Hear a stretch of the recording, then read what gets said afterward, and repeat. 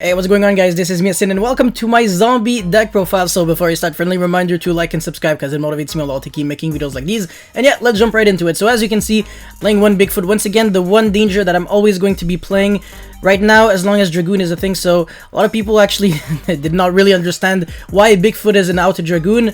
It's not because when it is discarded you can pop Dragoon, obviously. It's because if you reveal it, your opponent has to negate it, otherwise you can just like successfully summon it and then crash on Dragoon, and then they just kind of feel stupid because, you know, they can't really use their negate and my carrot just fell off. Anyways, they can't really use their negate of Dragoon anymore, and then you have main phase 2 to play with pretty much like a stacked hand.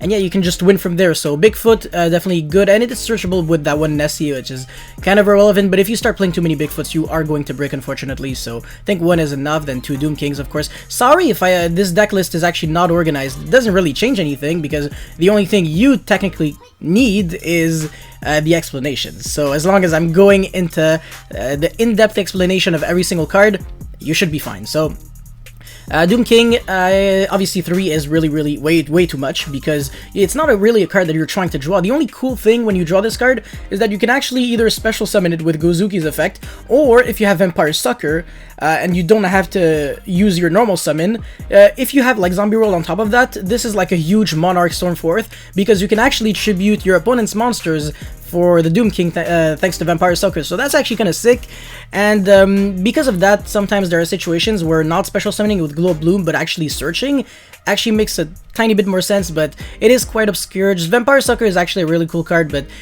yeah, it's really hard to get there in the first place. So yeah, anyways, moving forward, of course Nessie, Quick Draw Synchron at 2, not at 3.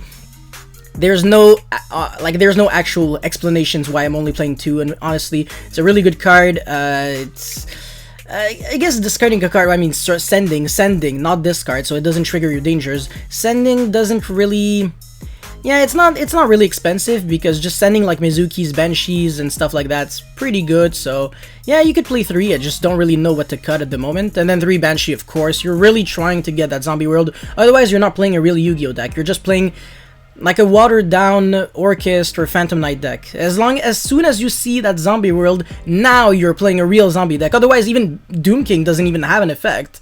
It really, like, it gets full value when you have Zombie World, because your opponent becomes zombies, so you can react to their cards, not just yours. So yeah. And then, of course, 3 Gozuki.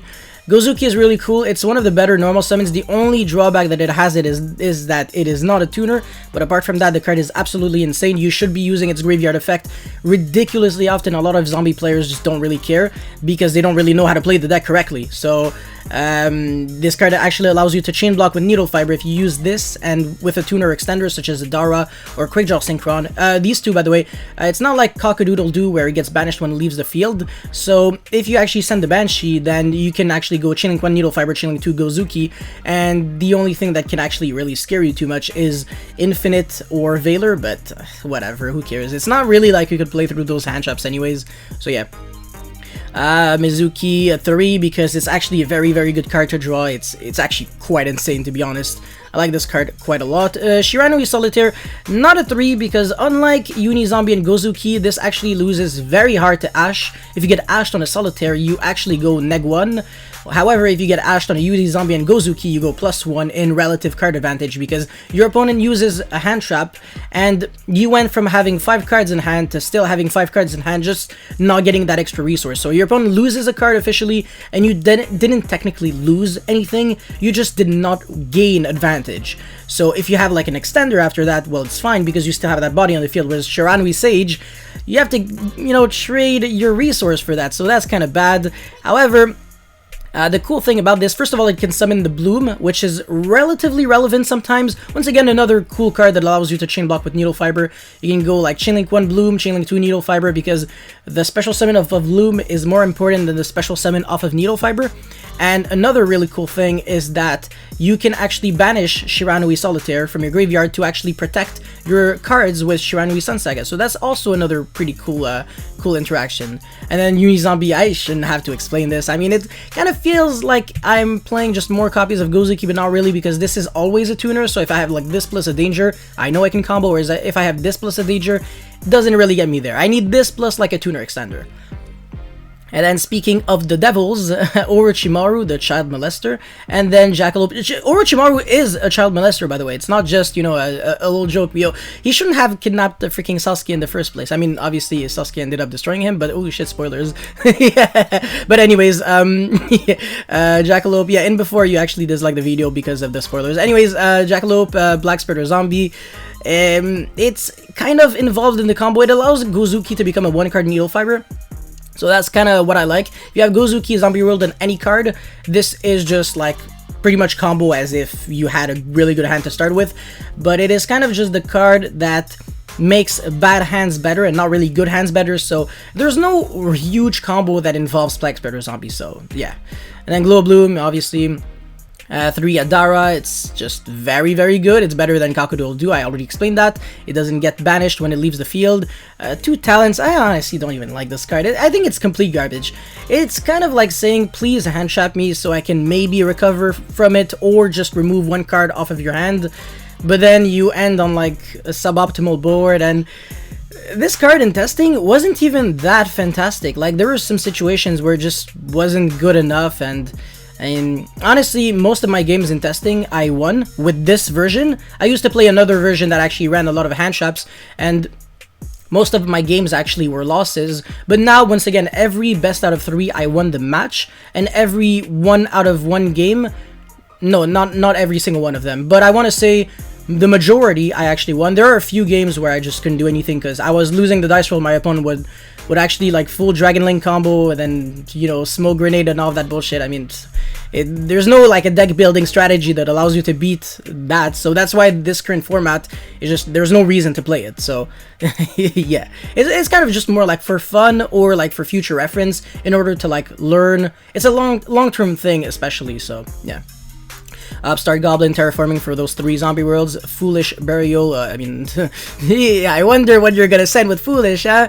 There's pretty much like 10 billion cards that actually like benefit off of being Foolish. Sometimes even Foolishing a Gozuki can make sense, because then you get that Gozuki in the grave, you can special summon a Mizuki from the hand, then do something, and then like Mizuki, revive back Gozuki, use the effect again to send another Mizuki, and you can see where this is going. Anyways, Called by the Grave at 1. Why are you playing random unsearchable one-ofs? 3 Forbidden Drop, this has already been explained. Forbidden Drop is nasty in this deck. You can just like send Banshees, Mizukis, Black Spreaders, Blooms, Doom Kings. Oh my god, it never feels expensive. I want to use Forbidden Drop. I love like trading my entire hand to the graveyard sometimes, because those clunky unplayable hands, it's usually because I have like too many monsters that want to be in the graveyard, but I can't get them there. And Forbidden Drop actually increases the consistency of the deck. Yes, I know, negging is a plus. It's not the first time I said that. Anyways, for the extra deck, I mean, all of that has already been covered very, very well. There's also another zombie combo video and deck profile that I've uploaded a couple of months ago, utilizing Shiranui Sun Saga quite well. So that, Herald, Martial Marcher, Double F Formula, Appaloosa, you can make that easily during your opponent's turn. You don't really make it during your own turn, honestly. Unicorn, most of the time I summon Unicorn, it's turn 1. When I want to turn it into a Link Cross with 3 tokens. I'm not even kidding you. And then Vampire Sucker, I love this card so much. It's so cool, man. You draw so many cards with this, and the formula is that you actually draw 4, like literally every single time. And then Avenged Savior, amazing card. Double Needle Fiber, that's the huge difference with my most recent list. The list that I've actually uploaded up a couple of millenniums ago. I was only playing 1, but now that I actually play 2, the deck is just so much better, because I actually just cut Anaconda, Super Poly, and Starving Venom with Dragon Necro, Nether Soul Dragon. If that is the name, Dragon Necro, ooh, I'm not too bad. Say a word. Ooh, anyways, yeah, moving forward, I have Union Carry, which at this point you should already know what it does, but just in case you actually cannot actually get to your zombie world, one cool play that you can do is actually equip your Glow Bloom with a Banshee, and then you can link it into like another Needle Fiber, and then your Banshee is going to, your Bloom is going to activate, and then you're going to chain Banshee, so summon that Doom King instead of like searching it to your hand like an idiot, and now you're going to have Needle Fiber with Doom King, and that's pretty damn good, so yeah. And then Masquerina, blah blah blah, Link Cross, Banana, and then El Mirage because of Black Spirit Zombie. Pretty sure that's the only reason why I'm playing El Mirage. There's no other card that really benefits off of... In Bloom, if you normal summon it, but you can't really use Link Rebo when Plague Spreader Zombie is a level 2.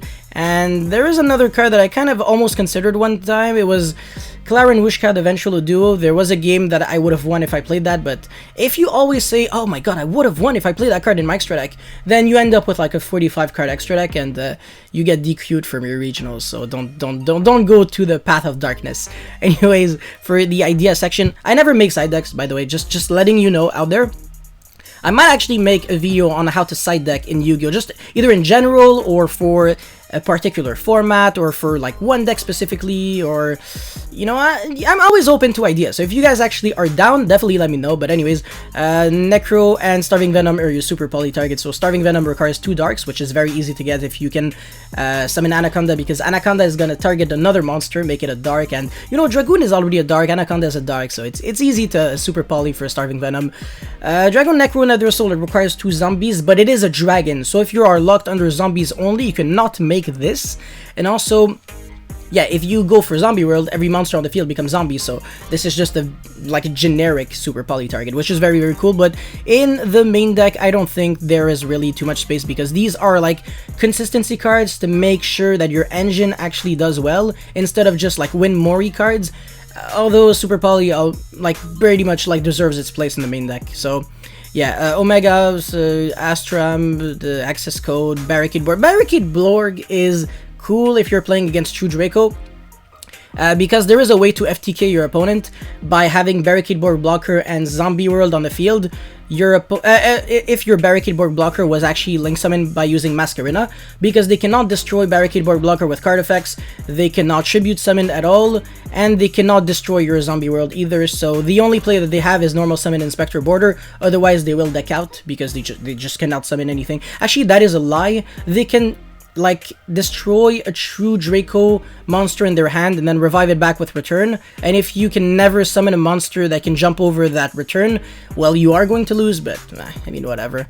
Anyways, tuning, and that was for Quick Draw Synchron on Jet Synchron when that was that was not banned. And then yeah, Super Poly Mystic Mine, Shiranu style Swallow Slash. If you play the control version, you're giving wins to your opponents, so yeah, don't do that. Just play like a more aggressive version, because those are just better going second, and they're just more consistent. You're playing more starters, and like this card is cool if you're like citing it for game 2 and 3, depending on what you're playing against. But Eradicator is actually a bomb. Like, all you need to do is tribute a dark monster at 2500 attack or more, so Doom King and Bigfoot, and I guess a lot of cards in your extra deck, a lot, approximately 0.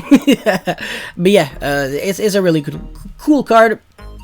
You can out Mystic Mine through a Solemn Judgment, because you can pretty much like tribute or like link everything off and then tribute your one Eradicator, like your one monster with Eradicator virus. Even if it gets Judgment, well, it doesn't matter because you actually tributed a monster. Same thing with Swallow Slash, so that's nice. And then Rivalry, because, you know, Zombie World. So that's pretty much all I had to say and showcase for this zombie deck profile. If you guys have any comments or feedback, let me know in the comment section below. Don't forget to like and subscribe, because it motivates me a lot to keep making videos like these, and also allows me to get a bit more sleep, because as you can see, I'm sleepy AF. And that's pretty much it. Thank you for watching. I'll see you next time. Peace!